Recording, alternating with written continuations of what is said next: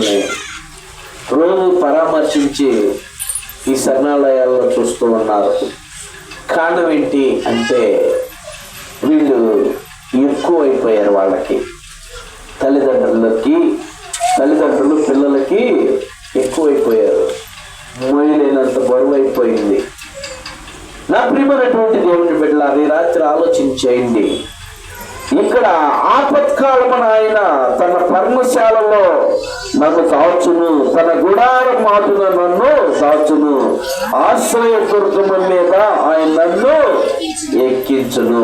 అంటే చూడండి, ఆశ్రయదుర్గం మీద నన్ను ఎక్కిస్తాడంట. నన్నంటే నన్ను కాదండి. ఎవరైతే దేవుని యొక్క ఆలయంలో ధ్యానించటానికి, ఎవరైతే నా జీవిత కాలం అంతా కూడా నేను యెహోవా మందిరములో నివాసం చేయటానికి తీర్మానం చేసుకున్నారో వాళ్ళని ఆపత్కాలములంట ఆయన పర్ణశాల చాటును దాస్తాడంట. ఎక్కడో తెలుసా? దేవుని యొక్క గుడారము. ఎక్కడో తెలుసా?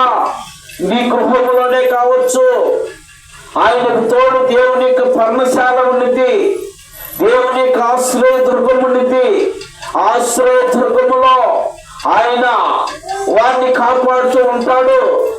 ఏ కీడు వచ్చినా, ఏ బాధ వచ్చినా, ఏ శ్రమ వచ్చినా, ఏ ఇబ్బంది వచ్చినా, ఏ రోగం వచ్చినా వారిని విడిచిపెట్టకుండా ఆయన ఆశ్రయదుర్గం మీద ఆయన ఎక్కించుకొని మరి ఆయన వారిని సంరక్షిస్తూ, కాపాడుతూ, పోషిస్తూ దినదినం వర్ధిల్లింపజేస్తాడు.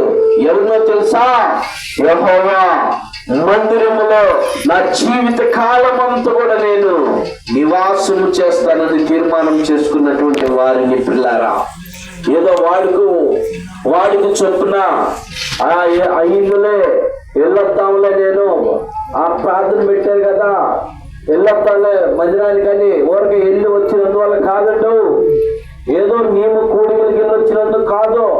ఏదో వెళ్ళాలి కదా మాట వరుసకి, ఏదో వెళ్ళాలి కదా లెక్క ప్రకారం అని లెక్కకే వెళ్ళొచ్చినందువల్ల కాదు.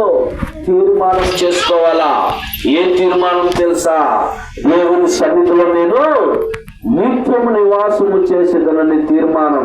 నిత్యం అంటే ప్రతి రోజుని కాదండి, ప్రతి కూడికలో, ప్రతి ఒక్క ప్రార్థనలో, ప్రతి ఒక్క విజ్ఞాపనలో, ప్రతి ఒక్క ఆరాధనలో నేను ఉంటాను. దేవుని సన్నిధిలో నేను